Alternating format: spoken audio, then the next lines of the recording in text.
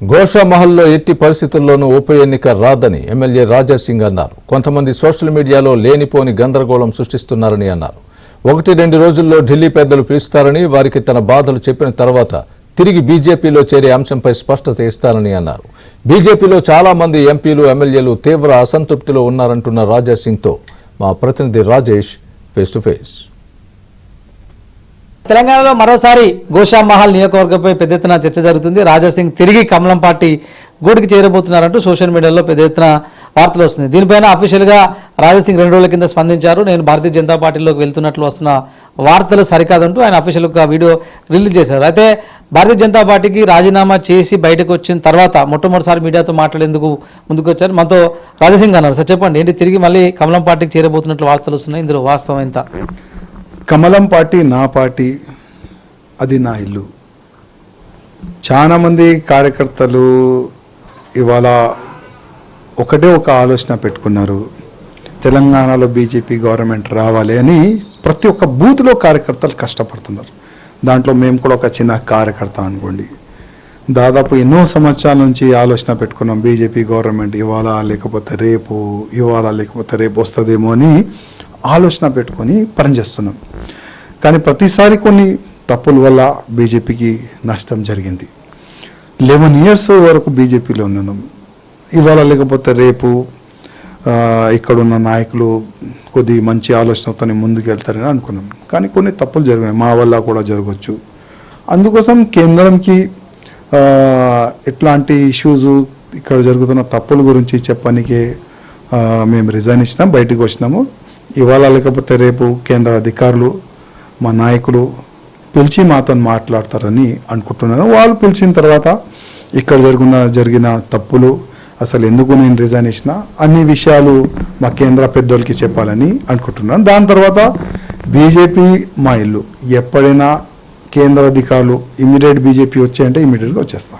మీరు resign letter ఇచ్చి బయటకు వచ్చిన తర్వాత మిమ్మల్ని టీఆర్ఎస్ పార్టీ నుంచి మాజీ మంత్రి హరీష్ రావు మిమ్మల్ని కలిసి సంప్రదించి బీఆర్ఎస్ పార్టీలోకి ఆహ్వానించినట్లు చర్చ జరిగింది, ఇందులో వాస్తవం ఎంత? బీఆర్ఎస్ ఏ నాయకులు కూడా, కాంగ్రెస్ ఏ నాయకుడు కూడా నాతో సంపర్కం చేయలేదు, చెయ్యరు కూడా.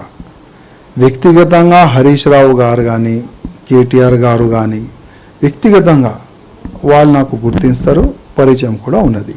కానీ వాళ్ళు ఫోన్ చేసినారు, వాళ్ళు చాలా బిజీ ఉన్నారు.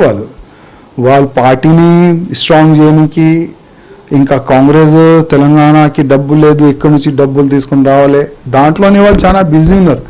వాళ్ళు రాజా సింగ్ గురించి ఎందుకు ఆలోచన చేస్తారు? నా వల్ల వాళ్ళకి నష్టమే, లాభమేమి లేదు. ఎందుకంటే నేను ఒక హిందూవాదిని. నాకు బీఆర్ఎస్ వాళ్ళు కూడా తీసుకోరు, కాంగ్రెస్ వాళ్ళు కూడా తీసుకోరు. ఎందుకంటే వాళ్ళకి ఎంఐఎం కావాలి. ఇప్పుడు ఎంఐఎం ఏ పార్టీలో ఉంటే రాజా సింగ్ అక్కడ 100% ఉండరు. అందుకోసం ఏ పార్టీ వాళ్ళు కూడా నాకు సంపర్కం చేయలేదు, చేయరు కూడా. మీరు మీ పార్టీకి రిజైన్ చేసి బయటకు వచ్చిన ఉద్దేశమే తెలంగాణలో శివసేన బాధ్యతలు తీసుకోవడం ఒకటి, రీసెంట్గా తెలంగాణ తెలుగుదేశం పార్టీ బాధ్యతలు తీసుకోబోతున్నట్లు కూడా వార్తలు వస్తున్నాయి, ఇందులో వాస్తవం ఎంత? ఇప్పుడు సోషల్ మీడియా ఏంటంటే, మీరు కూడా మీ ఫోన్లో ఏదైనా మ్యాటర్ తయారు చేసి, ఏదైనా ఒక వీడియో తయారు చేసి మీరు ఇమీడియట్గా అప్లోడ్ చేయొచ్చు. అట్లాంటి కొన్ని సోషల్ మీడియాలో, కొన్ని మీడియా ఛానల్లో టీఆర్పీ పెంచడానికి రాజా సింగ్ శివసేన పోతాడు, రాజా సింగ్ జనసేన పోతాడు, రాజా సింగ్ టీడీపీ పోతాడు, అట్లాంటి కొన్ని వార్తలు నడిచింది. ఇప్పుడు ఈ 3 పార్టీ పేర్లు, శివసేన ఆల్రెడీ బీజేపీతో అలయన్స్, టీడీపీ బీజేపీతో అలయన్స్, జనసేన బీజేపీతో అలయన్స్. బీజేపీ అలయన్స్లో నేను ఎట్లా వెళ్తాను? నేను ఆల్రెడీ ఒక బీజేపీ కార్యకర్తగా నేను ప్రతి ఒక్క ఛానల్లో, యూట్యూబ్ ఛానల్లో వీడియో పరంగా కూడా నేను చెప్పినాను, రాజా సింగ్ ఒకవేళ బీజేపీలో ఉండకపోని, కానీ మేము ప్రధానమంత్రి మోదీ గారికి ఒక సైనికుడుగా, ఆయన చేసిన మంచి పనులకి ఒక ప్రచారకుడుగా మేము ఉంటాం. యోగి గారు, అమిత్ షా గారు, నడ్డా గారు భారతదేశానికి ముందు తీసుకొని ఎంత వాళ్ళు ప్రయత్నం చేస్తారు, వాళ్ళు మంచి పనులకే మేము ఒక ప్రచారకగా ఉంటాం. ముందు కూడా చెప్పినాం, ఇవాళ కూడా చెప్తున్నాం. వేరే పార్టీలో వెళ్ళే ఛాన్సే మాకైతే లేదు. Thank you sir. మొత్తానికి గోషామహల్ కాన్స్టిట్యూన్సీలో ఉప ఎన్నిక వచ్చేటువంటి ప్రసక్తే లేదు.